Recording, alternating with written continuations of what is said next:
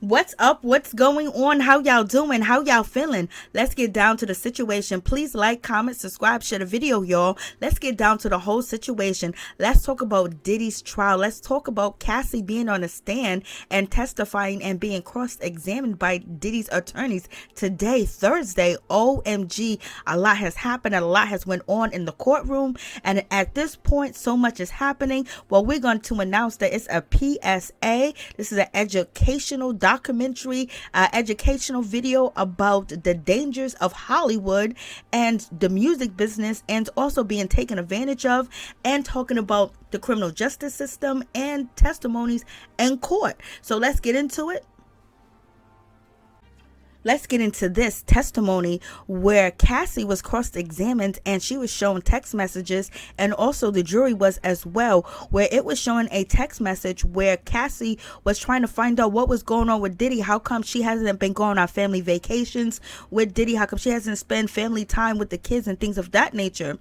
And so it's basically saying that that woman was Kim Porter, and Diddy was putting Cassie at arm's length, and he was trying to be the family man and spend time with the kids, or maybe he was punishing Cassie, and Cassie was reaching out to find out, hey, what's up, what's going on, how come I'm not going on these vacations? So it seems like the defense attorneys are trying to show that Cassie was seeking out Diddy when he walked away from her, and then they're also showing that she has left Diddy multiple times but came back and dated other men as well. They're trying to show that she's not innocent.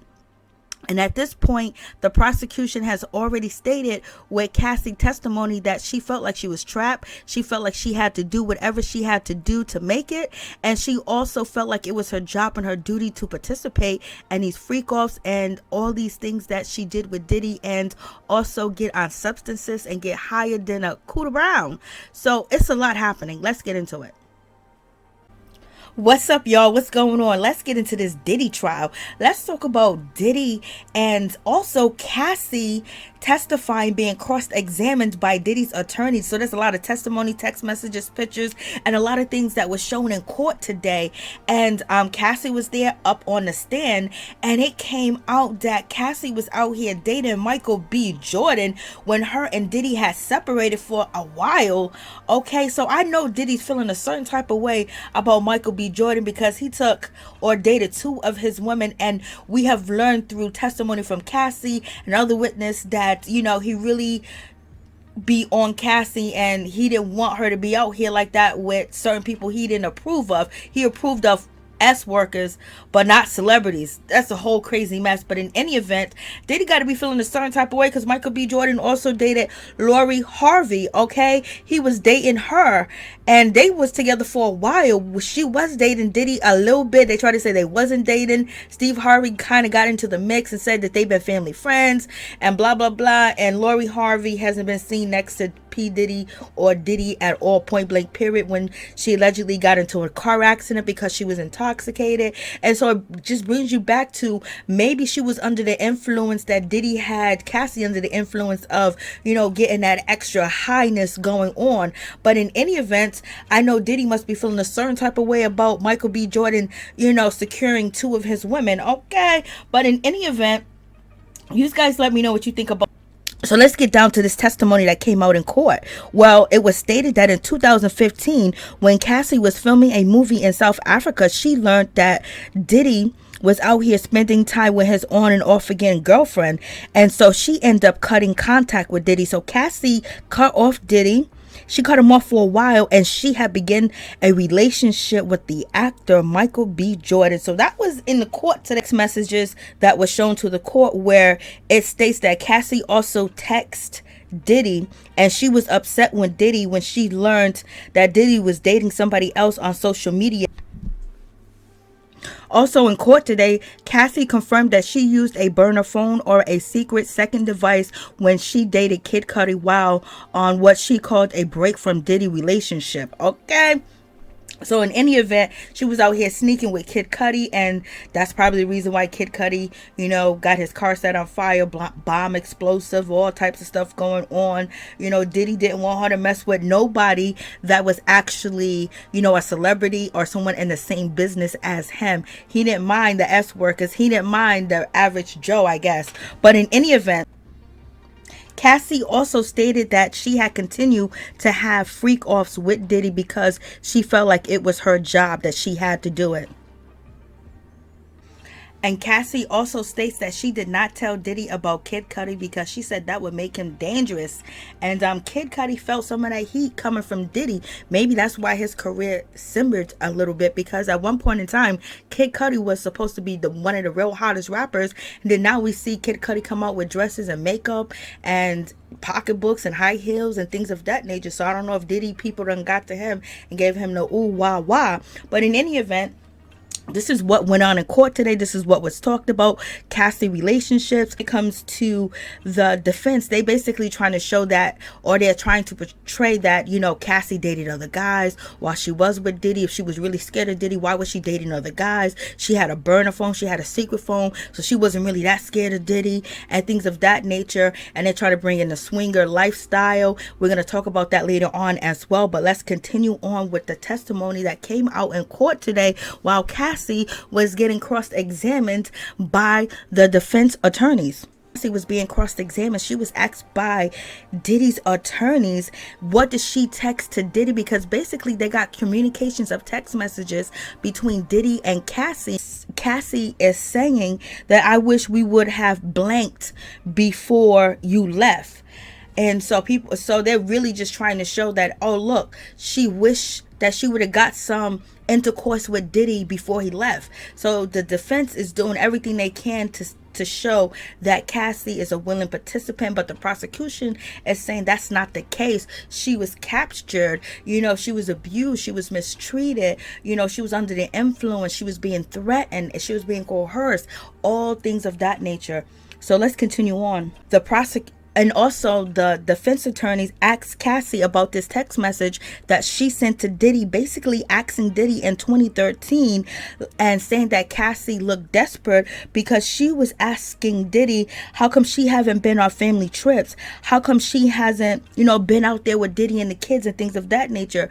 Basically showing that Diddy had pushed her to the side and he was playing, father of the year and boyfriend of the year with somebody else.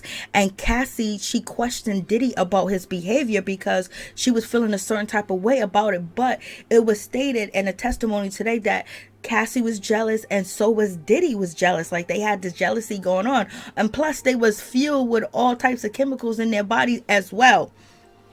So you guys let me know what you think about it. It was stated that the woman that he was spending time with and with the kids, it was none other than Kim Porter.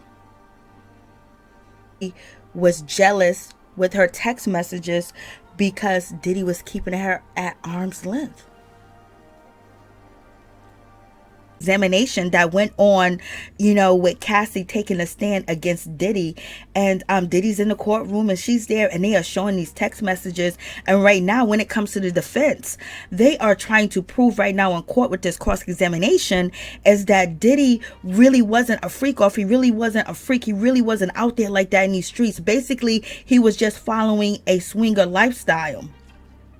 And that was it. It was nothing more, nothing less of that. Basically trying to say it's not that, different. It's not that bad because swingers have been around for a long time. And there's a lot of people that participate in being swingers. And there's probably some people in the courtroom that are swingers in that courtroom, child. Who knows? But in any event, so, Cassie is being asked about, do you had any conversations with Diddy about, the swinger lifestyle or anything about the swinger lifestyle? And Cassie, she responds as she's giving her testimony while she's being cross-examined.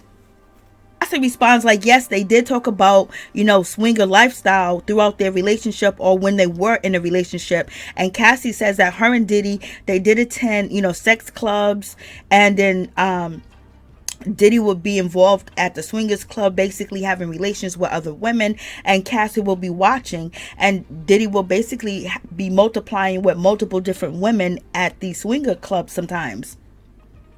And also Cassie really seems like a reversal because a previous witness basically testified previously and said Diddy would watch Cassie have intercourse with male workers, S workers, and he would sit in the corner and he would watch and do what he needed to do to make himself feel elated.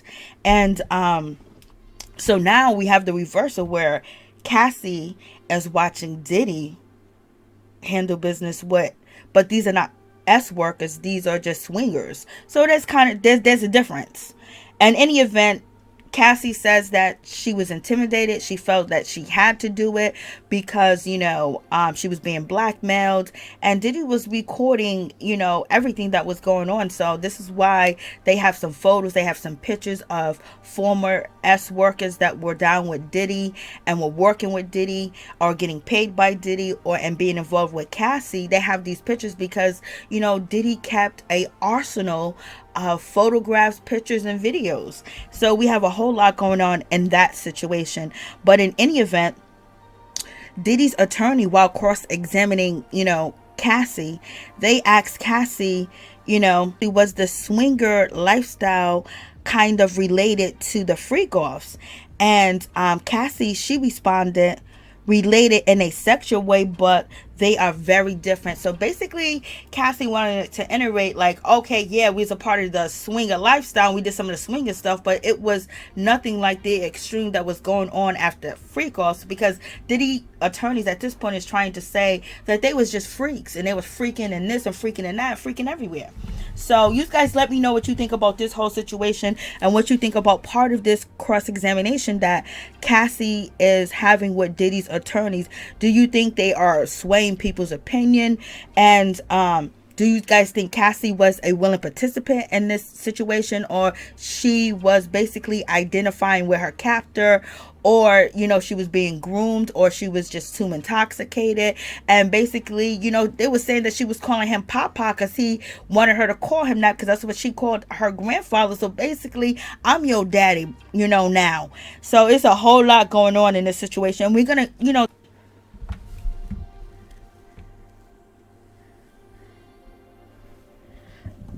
so throughout this, cross-examination, Diddy's team introduced hundreds of messages between Diddy and Cassie, and trying to show that Cassie is a willing marathon